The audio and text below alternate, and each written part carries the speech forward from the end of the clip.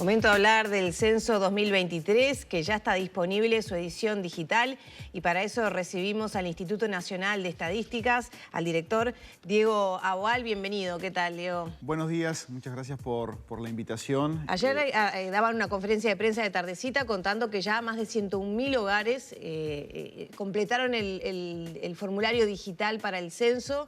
¿Es un buen ritmo ese? Bueno, a ver, yo realmente me sorprendió la cantidad de uruguayos que respondieron los primeros 3 días que tenemos el cuestionario censal abierto. Es decir, estimamos que estos más de 100.000 hogares, en definitiva, porque cada cuestionario censal es un hogar, representan, estimamos, en el orden del 8% de los hogares uruguayos. Es muchísimo en 3 días.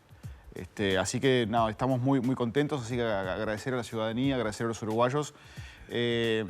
Teníamos esperanzas de que ocurriera algo como esto, en el sentido de que, bueno, tenemos una cultura digital muy importante los uruguayos, tenemos una buena conectividad, alrededor del 90% de los hogares tienen conexión a internet, ya sea móvil o fija.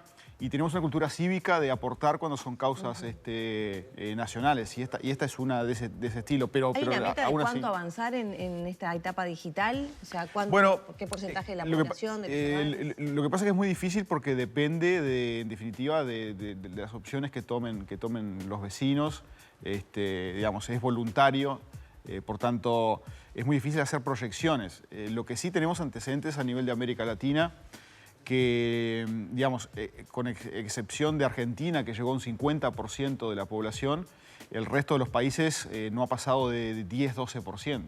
Y nosotros ya en 3 días estamos en un 8%. Así que es esperable que por lo menos sea más que eso. Por eso, yo creo que seguramente, ojalá alcancemos a Argentina, lo superemos, pero seguramente seremos al menos el segundo en América Latina. Es decir, yo creo que esa meta es más que alcanzable, o sea, superar un 12% creo que es más que alcanzable. Veremos cuánto más, ¿no? Todavía tenemos hasta el día 17 de mayo, así que tenemos unos cuantos días más todavía. Entre Montevideo y Canelones sumaban prácticamente 70.000 hogares que ya se habían censado. Si uno mira la globalidad, que es poco más de 100.000, se termina concentrando en la zona metropolitana con una brecha significativa entre los departamentos del norte y los del sur. ¿Qué análisis hacen ustedes de esa cuestión en particular? ¿No llega la información? ¿No está el acceso a esa cuestión digital de la que hacíamos referencia? Sí. A ver, yo creo que puede ser multicausal. Yo creo que era esperable que el área metropolitana tuviera una respuesta mucho mayor. De hecho, los 3 departamentos que están encima son Montevideo, Canelones y Maldonado. Maldonado también ha tenido una respuesta importante. Y luego, los departamentos que han tenido una menor respuesta son los que están en la frontera norte. O sea, Artigas, Cerro Largo y Rivera. Estoy repasando los datos de ayer. 865 Artigas, por ejemplo. Flores 791, pero también es un departamento pequeño. Exactamente, 804.33. Paysandú, no sé, 2.328, no sé si es bueno o es malo. Ayer mostrábamos, probablemente no esté disponible, pero digo, un mapa del Uruguay, donde allí con los colores veíamos claramente qué era lo que estaba ocurriendo. Tenía un color celeste sobre el sur del país. Artigas, Rivera y Cerro Largo los más comprometidos. Exacto, en términos de la cantidad de población y de los hogares que hay allí, son los 3 departamentos que van al fondo de la tabla.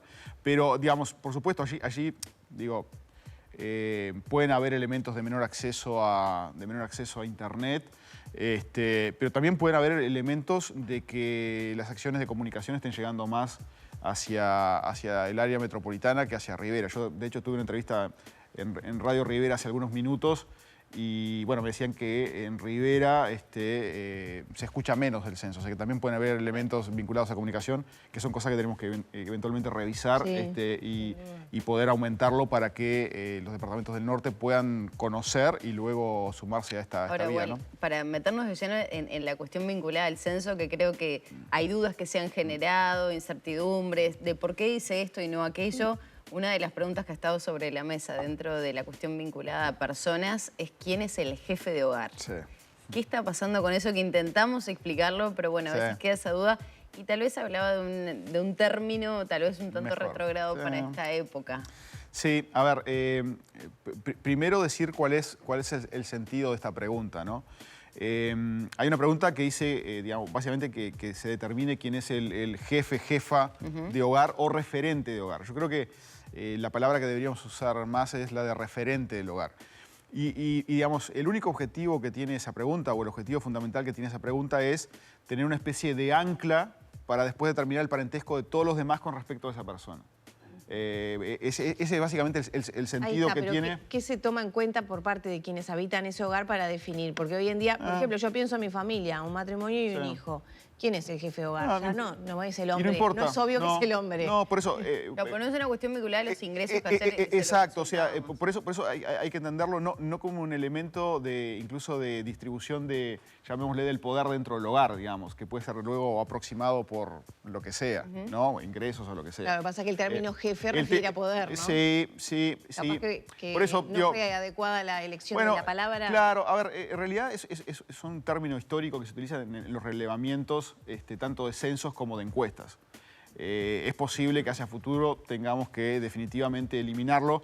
Que pasa que a veces es un término que permite tal vez a algunas generaciones ubicarse rápidamente en elegir a una persona. Pero digamos, en realidad, el ejemplo que ponías, no importa cuál de los dos pongan, porque simplemente el objetivo es que los demás sepamos qué relación tiene con esa persona. Es eso, ese es el objetivo fundamental. O sea, no hay que buscarle... Dentro del hogar es el anclaje, digamos. Es el anclaje. Ahí tiene una pareja y tiene un hijo. Eso, exacto, ese es el objetivo. Bien. Entonces, pero bueno, yo sé que estas cosas más se prestan hasta para elementos en redes sociales. Sí, fue como el tema de... Claro. Alguno iba a aparecer igual, sí, ¿no? Pero... Siempre alguno iba a aparecer, pero este fue un tema que además en redes sociales se presta para muchas cosas. Pero ese es el sentido fundamental de esta pregunta. Es simplemente buscar como un anclaje en el hogar de una persona que sea la referencia para que los demás sean parientes de ¿no? Ahí está. Y esta pregunta me lleva a otra más general, que es ¿qué pretende obtener en cuanto a información el Censo 2023 a nivel general? Sí. ¿Qué tipo de información, qué novedad hay con respecto al censo anterior, que ya tiene unos cuantos años? Sí, a ver, los censos buscan por una parte saber cuántos somos, que por supuesto eso es muy importante. Es decir, luego a la hora de la política pública, incluso las transferencias de recursos a los diversos departamentos, a las diversas municipalidades, la cantidad de gente es un elemento, por supuesto, relevante para saber a dónde van los recursos. Luego buscamos saber quiénes somos, es decir, caracterizarnos, qué promedio de edad tenemos, qué nivel educativo promedio tenemos, qué tipo de ocupaciones tenemos, elementos vinculados a la discapacidad. O sea, saber quiénes somos es un segundo gran elemento que es importante en los censos. Y también saber cómo vivimos. Y por tanto allí hay muchas preguntas vinculadas a la vivienda en la que vivimos, ¿no? Y sobre todo acá es importante, bueno, determinar posibles limitaciones de las viviendas. Esta información luego es muy útil, por ejemplo, para determinar planes de viviendas, bueno, dirigidos allí donde hay más limitaciones, planes para hacer saneamiento, por ejemplo. Entonces, básicamente, esos son los grandes propósitos. Y luego hay una serie de otros elementos, ¿no? O sea, vamos a saber cuántos son los inmigrantes en Uruguay. Ese es un dato muy relevante. De hecho, aprovecho de insistir... Más de un año viviendo en Uruguay deben llenar el censo. Exacto. O que pretenden estar más de un año en Uruguay. Así que todos los extranjeros que residen bajo estas condiciones en Uruguay tienen que ser censados. Tengan o no documento. Digamos. Tengan o no documento, porque además hay que recordar que el documento de identidad es un elemento opcional y además perfectamente todos podemos censarnos en la fase también presencial. O sea que los extranjeros también deben ser censados en el territorio nacional. Pero sí se mencionaba la cuestión vinculada a la salud, enfermedades y demás, más allá de lo que se intenta aplicar respecto a la discapacidad. Se ve, por ejemplo, si hay trastornos del espectro autista en alguno de sus integrantes. ¿Faltó algo más vinculado a la salud? Pienso, por ejemplo, en un reclamo histórico de la Asociación de Diabéticos de nuestro país. Sí, a ver, lo que uno siempre tiene el dilema cuando hace censos en que uno quiere llegar, los censos son un instrumento universal o casi universal, porque digamos, yo siempre insisto, no existe un censo que llegue al 100% de la población, eso no existe ni en Uruguay ni en ningún lugar del mundo, pero sí uno tiene que tener una cobertura amplia del orden del 95% o más llegar. Entonces, esto hace que sea un ejercicio complejo, tenemos que llegar a mucha gente, y si hacemos un cuestionario muy largo, lo que ocurre es que bueno, claro, vamos a reducir esa tasa de cobertura. ¿Y por qué el trastorno autista y no otras cuestiones vinculadas a discapacidad? Y bueno, digamos, se ha hecho análisis de diversas preguntas, y algunas han quedado por diversos motivos afuera, y otras han sido incluidas. Son decisiones que se van tomando... en base a políticas que se pueden implementar a futuro. Sí, y digamos, o sea, el instituto recibió muchas demandas de muchas dimensiones distintas, y lo que se ha hecho es evaluar a través de diversos criterios la pertinencia o no de la inclusión de esas preguntas. Entonces, pero en realidad yo diría, al 95% de las solicitudes tuvimos que decir que no, para tener un cuestionario que aprovecho de decir que se hace en unos 25 minutos, 25-30 minutos. A todos los miembros del lugar se pueden censar en ese tiempo. O sea, es un formulario relativamente rápido. Sí, eso... y eso facilita que la gente responda. Yo todavía no lo hice, te comentaba antes de arrancar la entrevista, pero todas las personas que conozco que lo han hecho me han mencionado la facilidad de hacerlo, que se hace rápido y fácil de ir avanzando. Exacto, se hace rápido y fácil. Además, hay que decir, o sea, nosotros... Esto tuvo un trabajo previo de gente que sabe de usabilidad, digamos, que hace que estas cosas sean fáciles, o sea que esto fue hecho con mucha intención para que sea simple y que la gente con un celular, entrando a la página censo2023.uy, puede censarse muy rápidamente. Digo, tenemos varias preguntas de televidentes que han llegado desde hace varios días y queríamos compartir algunas de ellas contigo porque, bueno, representan también dudas de mucha gente. Una tiene que ver con por qué tengo que hacerlo vía digital, no es obligatorio, si después igual va a tener que venir un censista a mi casa y tengo que tener un código, ¿qué pasa si no lo tengo? O qué pasa si hice la parte digital y cuando viene el censista yo no estoy y no le puedo dar el código. Sí, a ver, cuando nosotros cerramos el cuestionario digital, de forma exitosa nos envía un código de que ha sido completado ese cuestionario, que nos va a llegar a un medio que nosotros elijamos, puede ser un SMS o puede ser un email. Cuando pasemos de forma presencial, lo que vamos a pedir en ese caso es ese código y con eso se completa el cuestionario censal. El objetivo de esto es que con la visita nosotros confirmamos de qué lugar físico salió esa respuesta. De todas formas, nosotros... podemos pegar en la ventana, digamos, de nuestra casa, o podemos entregarle al portero y que el portero lo entregue, porque de todas formas eso nos va a permitir geolocalizar la respuesta. O sea que no necesariamente tenemos que estar en el hogar, pero además sería conveniente que compartamos ese código con todos los miembros del hogar. Y después, más adelante, cuando ya estemos en la tarea campo, vamos a, insistir en que hay formas de recuperar ese código también, para que podamos brindarlo, porque capaz que lo hicimos ahora, de aquí a un mes, nos olvidamos, no sabes a dónde está, pero va a haber mecanismos muy simples para recuperarlo, incluso en el momento en que llegue el censista. Así que eso va a estar disponible. Va a haber también una carta por debajo de la puerta, donde nosotros dejamos el aviso que estuvimos, y eventualmente un mecanismo allí también para recuperar ese código. O sea, van a haber múltiples formas en que ese código puede llegar a nuestras manos y que nosotros podamos ubicar la respuesta en el territorio. ¿Qué pasa con la cédula de identidad, que ayer ya se explicitó nuevamente que no es obligatorio ingresar ese dato? Sería el ideal justamente para que no se repita si hay otro miembro de la familia, al igual que el número de contador. Pero también en estas consultas que llegan de televidentes, quienes tienen cédulas por debajo de 1 millón, o sea que no tienen ese primer dígito de 1 millón, no están pudiendo acceder. ¿Qué es lo que está pasando? ¿Qué han detectado? ¿Y qué se le puede explicar también a la población?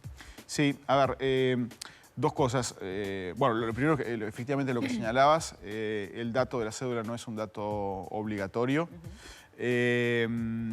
Segundo, no es una excepción que Uruguay pida la cédula, ya lo han hecho Perú, Ecuador, Colombia, Paraguay, es decir, han sido incluidos en los censos.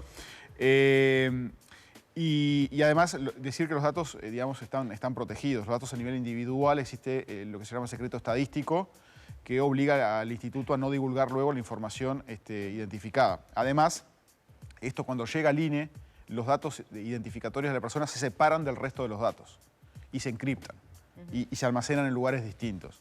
Entonces esto también da una protección adicional a esta información. Y finalmente hay un dictamen de la Unidad de Regulación y Control de datos personales que dice que el instituto puede recoger la cédula bajo las condiciones de seguridad que se establecieron. Perdón. Sí, no, porque la segunda parte de la pregunta era importante en el sentido, aquellos que tienen cédulas que tienen 6 dígitos, digamos, lo que tienen que hacer es cargar todo el número con el número verificador y ahí van a poder entrar. De todas formas, debo corregirme, podían entrar haciendo eso. Nosotros ya esta noche subimos una nueva versión donde... Se ajusta un poco más exacto, donde ahora con 6 dígitos van a poder acceder. Podían acceder igual, incluyendo todos los números con el dígito verificador. Ajá. Eso fue lo que estuvimos informando en el call center y por lo tanto podían accederlo de esa forma. De todas formas nosotros ahora, ya a partir de las 2 de la mañana precisamente, subimos una nueva versión. Me imaginé lo que han sido estos días de trabajo. Sí, y los ingenieros de sistema, o sea, muy agradecidos porque es la gente que trabaja en las madrugadas, porque es cuando uno puede subir actualizaciones y mejoras, así que muy agradecidos a Antel, a HG, que es una empresa subsidiaria de Antel. Me mandaron a las 2 de la mañana, está resuelto el problema. Bueno, obviamente siguen las cataratas de consultas, Sí, ¿no? por ejemplo, ¿qué pasa? Dice, quise realizar el censo digital y como pago sin factura no tengo todos los datos y no puedo realizarlo. Bueno, La factura igual existe de forma digital, ¿no? La factura existe de forma digital, digamos, le debe llegar algún email y si no, puede entrar a UTE, a la página de UTE y de allí descargar una copia de la factura. Así que eso puede hacerlo. ¿Los uruguayos en el extranjero se tienen que censar? Bueno, si van a estar, digamos, es como lo inverso de las personas que están acá por 12 meses o más. Si es alguien que va a estar 12 meses o más en el exterior, no. Si es un viaje transitorio, sí debería ser censado. Menos de un año no, más de un año sí. Correcto, correcto. Entonces, allí... Al revés, en realidad. Si se va más de un año no tiene que hacerlo. Y si es menos que un año, sí. Entonces, allí los miembros del hogar deberían de censarlo como parte de ese hogar. O sea, ¿desde el extranjero se puede acceder a la página? Bueno, no, digamos. Ah, bien, eso es un dato importante. Sí, digamos, tenemos en realidad habilitado solo la posibilidad de que se acceda de Argentina, porque en realidad algunas de nuestras operadoras de celulares en Uruguay utilizan IPs de Argentina y por eso lo dejamos abierto, pero por un elemento de protección y para evitar ataques a la página del censo se ha bloqueado el resto del mundo. Así que la forma es que algún familiar lo puede hacer por esa persona acá. O si no, cuando retorne, digamos, nosotros vamos a estar en la fase de campo durante varias semanas todavía, cuando retorne lo censaremos de forma presencial. ¿Qué pasa con las personas que de repente viven o tienen que viajar por una cuestión de trabajo, durante la semana están acá, pero los fines de semana se van a su lugar de origen, a la inversa? Quienes también tienen casa de balneario, por ejemplo, en la costa, en otros puntos del país. ¿Qué pasa con esas situaciones de censo? Bueno, es importante resaltar que debemos censarnos en el lugar donde pasamos la mayor parte de la semana, digamos. Aunque sea 4-3. Exacto, aunque sea 4-3. Y únicamente censarnos y responder los datos de esa vivienda. Si es una vivienda de temporada, lo que tenemos luego, nosotros esa vivienda la vamos a censar en la fase presencial. O sea, si tengo una vivienda en un balneario, no tenemos que responder nada, porque hemos recibido preguntas como esa. ¿Qué hago con mi segunda casa? Nada, simplemente... ¿Ese hogar no se censa? ¿Esa vivienda no se censa? Esa vivienda, exactamente. Esa vivienda en ese cuestionario censal no se responde absolutamente nada. Simplemente respondo por la vivienda donde yo vivo. Digamos, de forma habitual. Entonces, nada, no tengo que hacer nada con los datos de esa vivienda.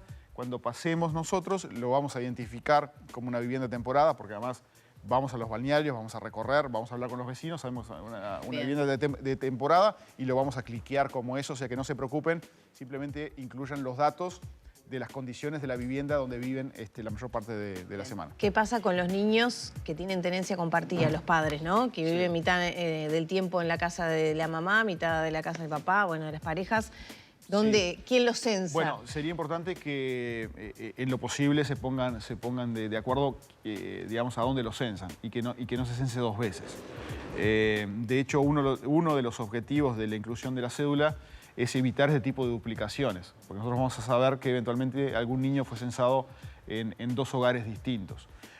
Así que lo ideal sería que nos pongamos de acuerdo y que lo censemos en un único hogar, ¿no? Y por eso también la importancia del número de cédula, ¿no? Exacto. Para que no se repita. Claro. Porque con esto, digamos, nosotros podemos detectar fácilmente que, bueno, el mismo niño está siendo censado en 2 lugares distintos y por tanto evitar esas duplicaciones que si no lo estaríamos contando 2 veces, ¿no? 2 rapiditas. ¿Qué pasa si alguien se equivoca? Es una de las preguntas. Si pone mal una respuesta y cierra el censo y después Bueno, ¿se puede reparar? No, o sea, no se puede volver atrás, ya fue. Lo lamento mucho. Claro.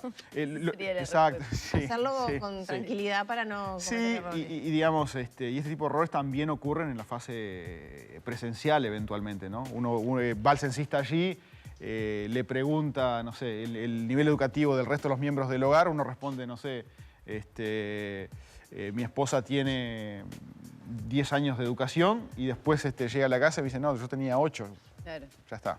Digo, es parte de las cosas que El ocurren. margen de error. Exactamente, es parte de las cosas que ocurren de forma normal en estos relevamientos. Bien. Una más, perdón. Sí. Hasta el 17 hay tiempo de realizarlo de forma digital. Está el incentivo del sorteo, de Eso. la factura gratis durante todo Sí. el año para 23 hogares, ¿no? Si no me equivoco. Correcto. Digamos, hasta el 17 inclusive podemos censarnos de forma digital y decir que estamos sorteando un consumo de UTE, digamos, por departamento, exceptuando Montevideo, donde estamos sorteando 5. Bien. O sea que es un año gratis del consumo de UTE con un máximo de 48.000 pesos en el año. Y el 17 se amplía el margen, digamos, sobre todo para lugares donde no tienen contador de UTE. Claro, o sea, Se puede llegar exacto. a esos lugares que también es fundamental Sí, tener información. a partir del 17 tenemos una tarea muy grande. Hay que recordar que vamos a tener operativos normales, llamémosle, en las zonas urbanas tradicionales, pero luego muchos operativos especiales en zonas rurales, en zonas de asentamiento, población en situación de calle, población que vive en hogares colectivos como pensiones, cárceles, residenciales. Bien. O sea que ahí nos espera una tarea muy grande que de hecho ahora tenemos 2 canales y 2 grupos de gente trabajando. Uno que están trabajando sosteniendo el censo digital y otro grupo que está en las gateras preparándose para dentro de poco más de 2 semanas salir con más de 7.000 personas a la calle. Muchas gracias por estos minutos. Mientras hablábamos, estábamos pasando el 0800 2023 y asterisco 2023 para evacuar todas estas Sí. dudas que veníamos conversando. Allí se puede llamar y Correcto, nos allí sacamos las dudas. son 2 lugares donde podemos, cualquier duda que tengamos sobre el cuestionario censal digital, llamen al 0800 2023 o los celulares, el asterisco 2023, allí hay un grupo de gente fantástica respondiendo todas las dudas que la ciudadanía tiene. Muchas gracias por estos minutos. Muy amable, muchas gracias por el espacio. Cerramos por aquí entonces la entrevista con el director del Instituto Nacional de Estadística a propósito del Censo 2023 que ya está activo en su vía digital.